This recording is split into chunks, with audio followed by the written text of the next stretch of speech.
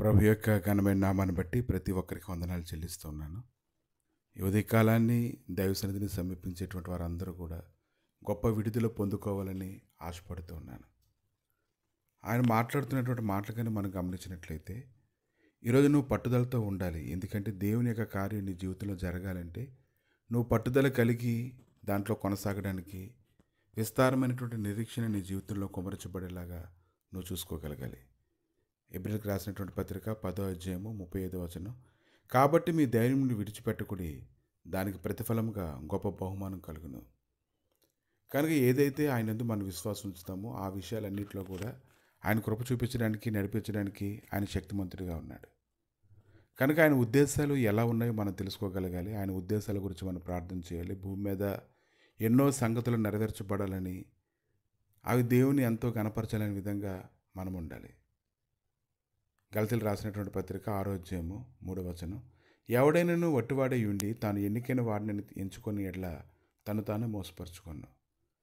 కాబట్టి ఈ దినాన్ని దేవుడు మనం నడిపిస్తూ ఉన్నాడు. మనం నింపబడతడం లేదు, మనం చూసుకోవాలి. మనం ఏ స్థితిలో ఉన్నామో కూడా మనం తెలుసుకోవాలి.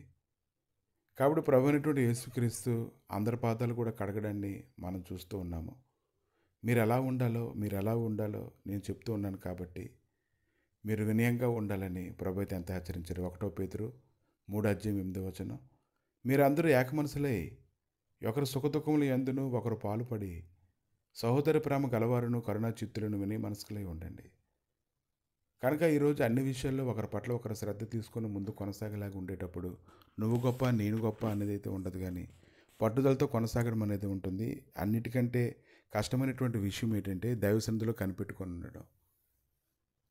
అపోస్తల కార్యాలు 12వ అధ్యాయము 1వ వచనంలో, దాదాపు అదే కాలం ముందు రాజు అయిన హేరోదు సంఘపు వారిలో కొందరిని బాధ పెట్టుటకు బలాత్కారంగా పట్టుకొని యోహాను సహోదరుని యాకోబుని కటకంతో చంపించాను. ఇది యూదులకు ఇష్టమైన కార్యమని తెలుసుకొని పేతురుని కూడా పట్టుకొనాను.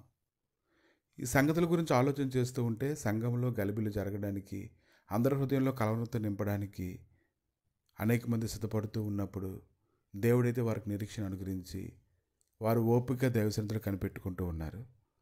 పేతురైతే చెరసాల్లో ఉంచబడ్డాడు. సంఘం అయితే అతని కొరకు అత్యాశక్తితో ప్రార్థన చేస్తూ ఉంది. ఇది నిజంగా ఒక నిరీక్షణ కలిగి జీవించేటువంటి జీవితమేనా? నిజంగా పేతురు బయటికి వచ్చేయడానికి అవకాశం ఏమైనా ఉందా? పేతురుని కొంతకాలం ఆయన పరిచర్య చేయడానికి దేవుడు కృప చూపిస్తాడా? కానీ ప్రార్థన చాలా శక్తివంతంగా పనిచేసింది. ఆ రాత్రి 2 సంఖ్యలతో బంధింపబడి ఇద్దరు సైనికుల మధ్య పేతురు నిద్రిస్తూ ఉన్నప్పుడు, కావలివారు తలుపెదిరి చెరసాల కాచుకుంటూ ఉన్నప్పుడు, ఇదిగో ప్రభు దూత అతని దగ్గర నిలిచి అతను ఉండిన గదిలో వెలుగు ప్రకాశించి దూత పేతురును ప్రక్కన తట్టి త్వరగా లెమ్మని చెప్పి అతని లేపగా సంఖ్యలు అతని చేతుల నుంచి ఊడిపడిను.